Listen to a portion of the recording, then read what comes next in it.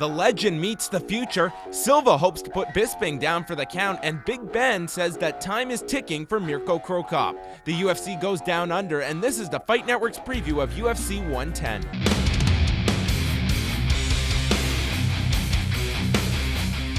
Hey everybody, welcome to the Fight Network's preview of UFC 110. I'm John Pollock. This Saturday night, the UFC heads to the Acer Arena in Sydney, Australia, as the promotion heads down under for the first time in their history. Later in today's program, Fight Network analyst and handicapper John Ramdian will join me to break down the card and give you the keys to watch for this Saturday night. But up first, it's a heavyweight main event where the winner could be in line for a UFC heavyweight title shot. In the main event of the evening, it's a meeting of the past versus the future as the legendary Antonio Rodrigo Nogueira brings his record of 32 wins, 5 losses, and 1 no contest into the octagon against the undefeated 7-0 Cain Velasquez. Nogueira bounced back from a devastating loss to Frank Mir at UFC 93 in December of 2008 with a solid performance and victory over Randy Couture at UFC 102 last August. It was clear that the staph infection that Nogueira obtained prior to the Mir fight was the difference in that bout. Velasquez has become a phenom in the heavyweight division, with his AKA teammates believing he is the best conditioned heavyweight in the world. Two of the world's top heavyweights are set to meet when former Pride and UFC champion Antonio Rodrigo Nogueira battles AKA rising star Cain Velasquez. The former Arizona State wrestler Velasquez is undefeated in his mixed martial arts campaign, with 6 of his 7 victories coming within the distance. Velasquez now trying to finish off Jeremiah Constant, and I think he will. And that is it. That is it. Velasquez continues to improve his skill set, working with the highly touted American Kickboxing Academy. I've never seen a heavyweight just so willing to work out as hard as he does. I mean, really, to be honest, he's the one heavyweight I think I've ever seen overtrains. Really, his skills has jumped up in the last, I'd say, probably 6 months. I think this fight, you're going to see a big difference in his game. He's really learned how to, he's really focused on learning how to ground and pound more. He's also learned on how to move his head more so he doesn't just walk straight in and take straight right hands. And many feel his vastly improved striking skills will set him apart from the rest of the division. Anything can happen at any time. It doesn't matter how good you are, or what your record is, or what you can do. One punch can change the fight. Velasquez is taking an intellectual approach to facing one of the sport's most decorated combatants.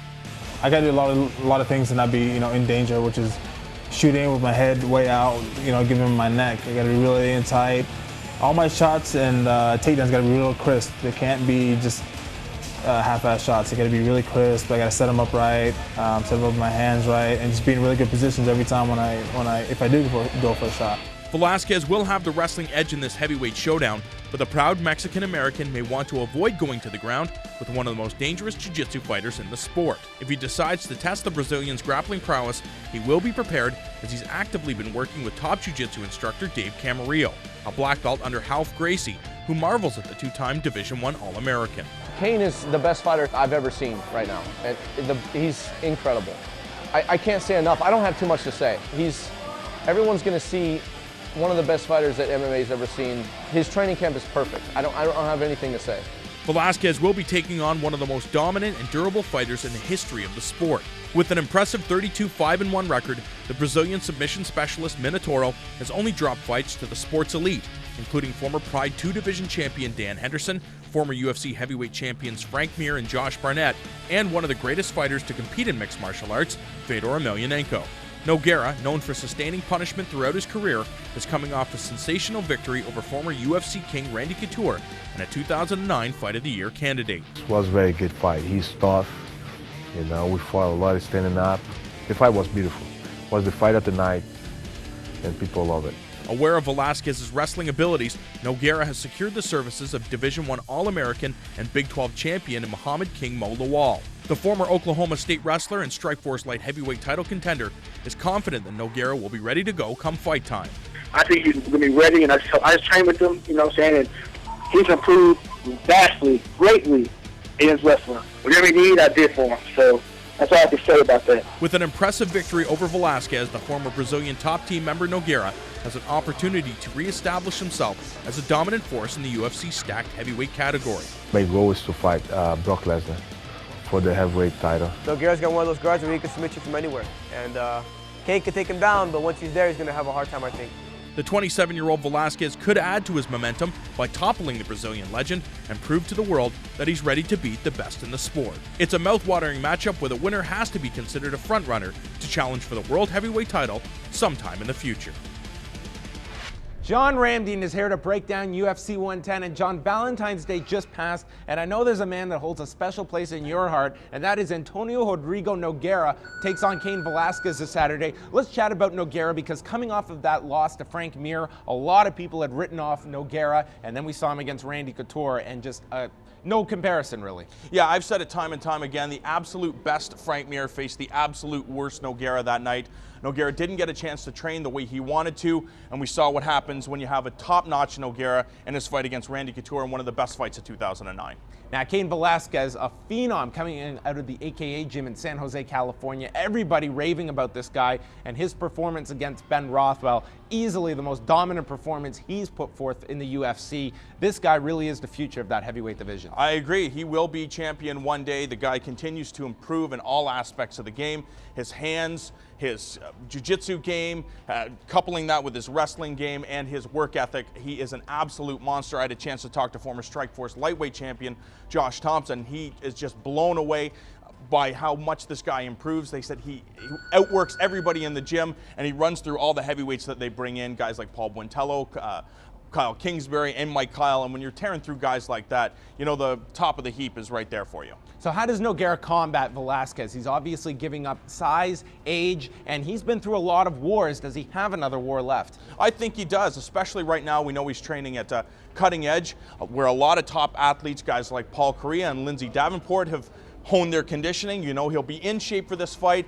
The experience factor, this guy, you know, Fedor Emelianenko wasn't able to take out Nogueira, so Cain Velasquez will have a difficult time. As well, Nogueira can always implement his game plan, use his sweeps, or be able to pull guard to use his jiu-jitsu game where he's the most dangerous. Who are you going with in this fight, John? I am going to say that Nogueira does win the unanimous decision. I think Cain Velasquez is too tough, and he's training with too many good guys, including Dave Camarillo, his jiu-jitsu coach. I think they'll be able to come up with a good game plan, just not a good enough one.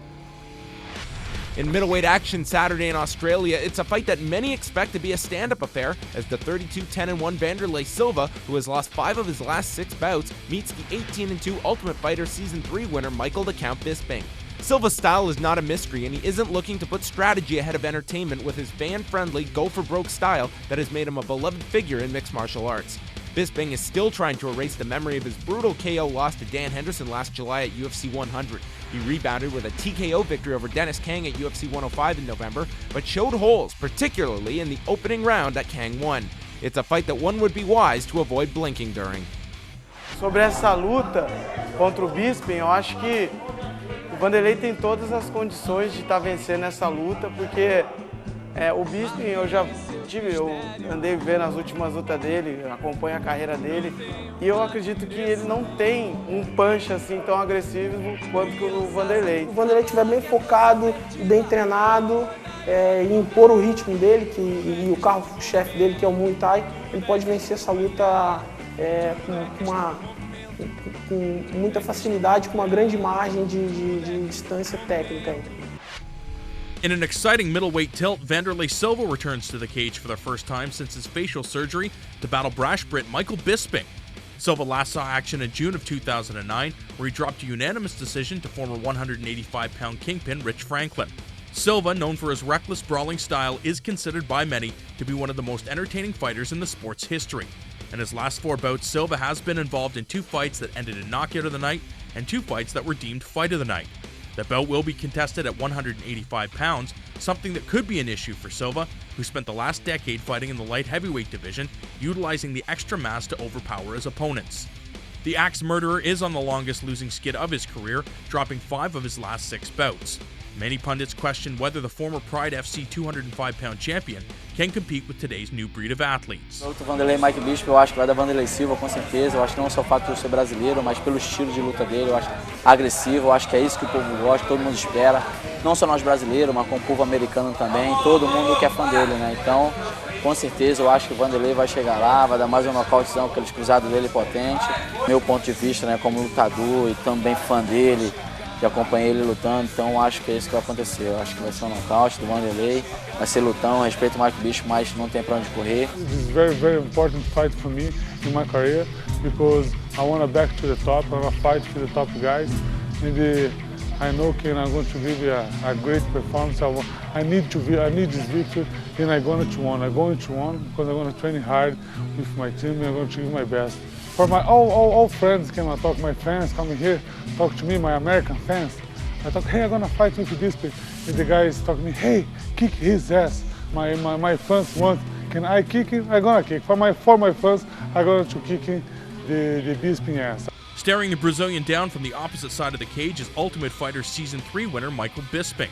The Wolf Slayer gym-trained Bisping sports an impressive resume, going 18-2 in his MMA bid, only losing to Ultimate Fighter Season 2 victor Rashad Evans and former Pride FC 2 division champion Dan Henderson. The Count continues to improve in every aspect of the mixed martial arts game, which he showcased in his stoppage victory over former top 10 middleweight Dennis Kang at UFC 105.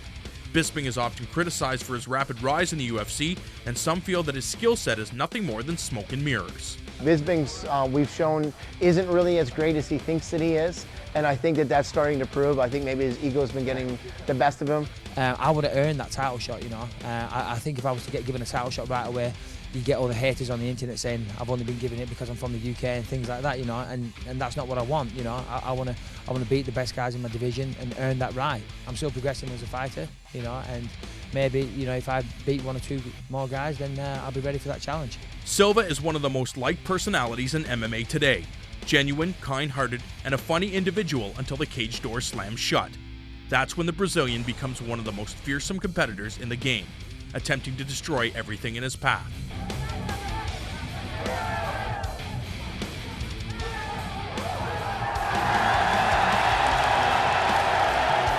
Michael Bisping has an opportunity to take out the shoot-a-box legend and begin his reign as one of the division's elite.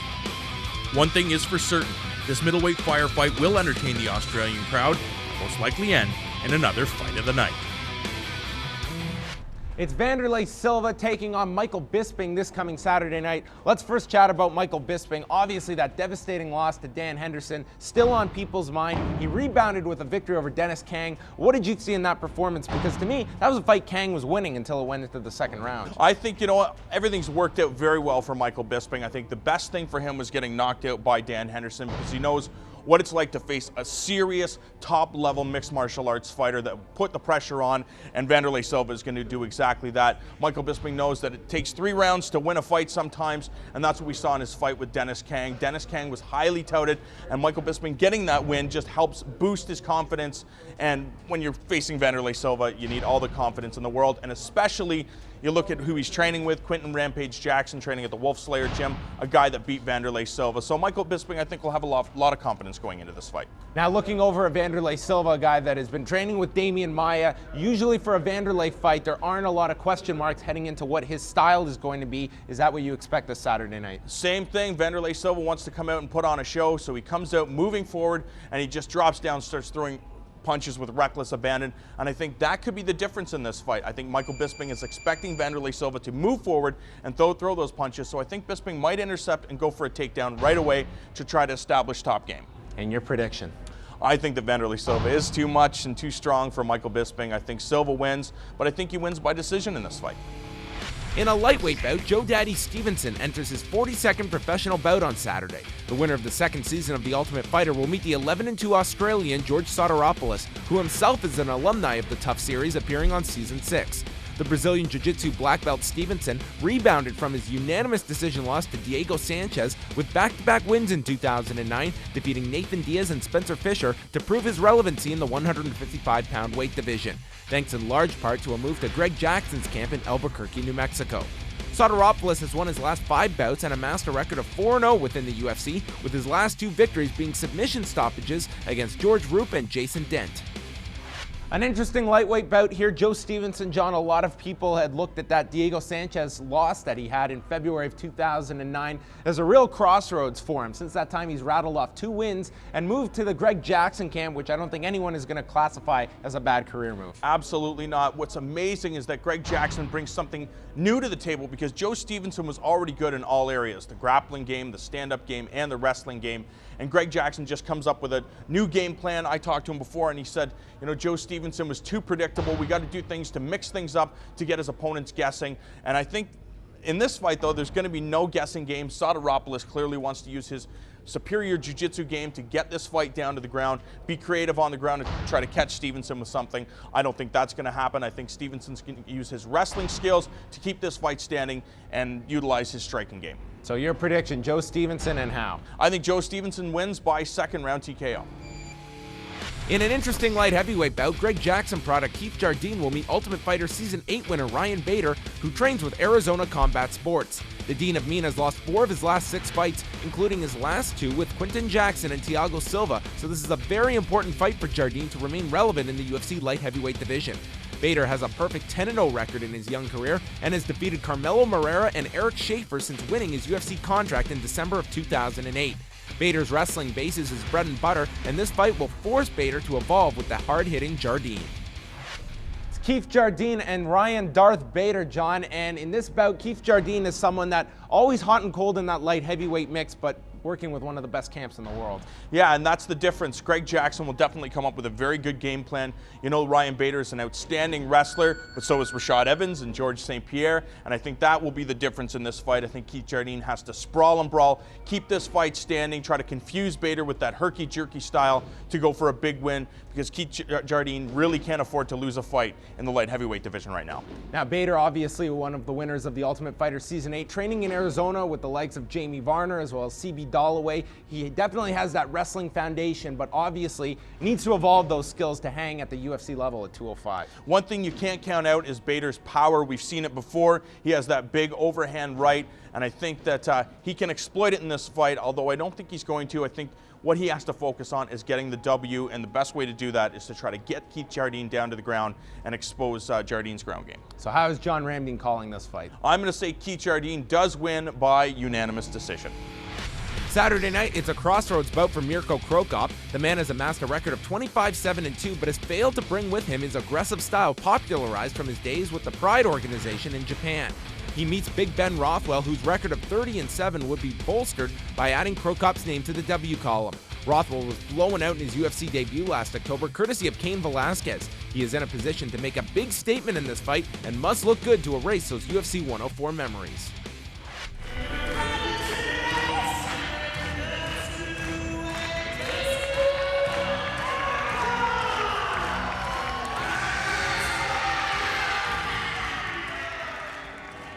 Mirko Cro Cop Filipovic enters the octagon for the first time in 2010 to tangle with former IFL champion Big Ben Rothwell.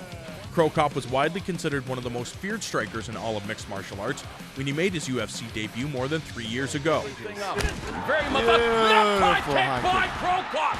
Mark Hunt, are you kidding me? Excited about this fight. Nice left hand there. Oh, what? Mirko Cro Cop hurts Bob Sapp with the left hand. Since then, the Croatian has looked less than spectacular, losing 2 of his first 3 appearances inside of the cage. After a brief departure from the Las Vegas-based promotion, Cro Cop returned to challenge Cage Rage veteran Mostafa Al-Turk, stopping the English fighter in a controversial manner. Many pundits question if Cro Cop still had the desire to compete in the demanding world of mixed martial arts. Former training partner Fabrizio Verdun says the years of training may have been too much for the former Pride Grand Prix champion. Mirko compete for a long time, maybe 20 years, Mirko compete. This transition, the show for another show, sometimes happen, the fighter feel a little bit different, but he's a tough guy and he believe in the future Mirko come back to the top. In his last bout, Cro Cop battled dangerous Brazilian heavyweight Junior dos Santos, where he was stopped by strikes, suffering the same fate as the majority of Cigano's victims. It seems that the Mirko Cro Cop that rose to the top of the heap in the Pride FC organization is all but gone, and all that remains is a shadow of his former self. And fans can only hope to see the once destructive force that dominated the Japanese MMA scene. The 37-0 Ben Rothwell will have his chance to take out the former K1 star as he looks to rebound from his loss to Cain Velasquez at UFC 104. Over his career, the Wisconsin native Rothwell has defeated a number of the division's toughest customers, including Krzysztof Szysinski, Ultimate Fighter 10 winner Roy Nelson, and former UFC heavyweight champion Rico Rodriguez. The 6'4" former IFL champion continues to split his time training under both Pat Miletich in Iowa and Duke Roufus in Wisconsin. If Rothwell manages a win over Cro Cop, he could jump into the mix as one of the division's top fighters. John, I really see this heavyweight bout as a definite changing of the guard. I think we saw it with Mirko Cro Cop's fight against Junior Dos Santos. This guy, he's had a tremendous career. I think a lot of people, they look at the fact 34 MMA bouts, but then you compare as well 23 K1 bouts on top of that. I just think it's the end of the road for Mirko Cro Cop. The only thing about that is Mirko Cro Cop lost to Junior Dos Santos, who really is legitimate. This guy has faced and defeated some of the best in the heavyweight division right now. He's slowly emerging as one of the best heavyweight prospects in the entire sport. And I think Mirko Cro Cop losing to Dos Santos really doesn't do anything. I just think his head isn't in it. And obviously we've seen the Fertitta brothers flying over to Croatia to try to convince this guy to fight. So I think Ben Rothwell can exploit this. You go back and you look at Cro Cop's past fights. The way to beat this guy is to bully him. If Ben Rothwell, who's a big, strong fighter, can implement his game plan, move forward, and not allow Cro Cop to get his hands or legs off, I think that can be the difference in this fight. And obviously Rothwell is coming off that destruction against Cain Velasquez, and I think that this bout, I think we're going to see a better prepared Ben Rothwell, the likes of which we saw in the IFL, and against the likes of Rico Rodriguez. Yeah, you know what? You go back and you ask Ben Rothwell about that Cain Velasquez fight. He says that the fight was stopped too early, so he was ready to go. I'm sure you disagree, and a lot of people disagree, but only the fighter can tell us if they were ready to go or if the fight should be stopped. And Ben Rothwell has something to prove, and he can make a statement to the heavyweight division if he takes out Cro Cop. I would imagine, unless we wake up on Saturday and the calendar says 2001, are you going with Ben Rothwell in this fight? Believe it or not, I am going to go with Ben Rothwell in this fight. I think he's too big, he's too strong, and I think Cro Cop is done. I don't think he wants to be inside of the cage. John, it's UFC 110 and it's coming up this Saturday night. A lot of interesting fights on the main card. Fight of the night, I think there's a few candidates for this. I don't think it'll be Elvis Sinasek and Chris Haseman. No, I have to say it is the main event between Nogueira and Cain Velasquez. Both guys are going to be very well conditioned in this fight. Both guys bring an awesome skill set, and both guys will have their eye on the prize, that being the UFC heavyweight title. I'm sure they'll get a crack at it sometime down the road. That is going to be an outstanding fight, so fans, definitely tune in. Is it safe to earmark knockout of the night to the winner of Wanderlei Silva and Michael Bisping? Not according to my predictions, but I wouldn't be surprised. It's UFC 110. It's coming up this Saturday night from Sydney, Australia, as the UFC embarks on a brand new market. We hope you enjoy the fights this Saturday night. For everyone at the Fight Network and here at Extreme Couture Canada, he's John Ramdine. I'm John Pollock. Enjoy UFC 110. Good day, mate.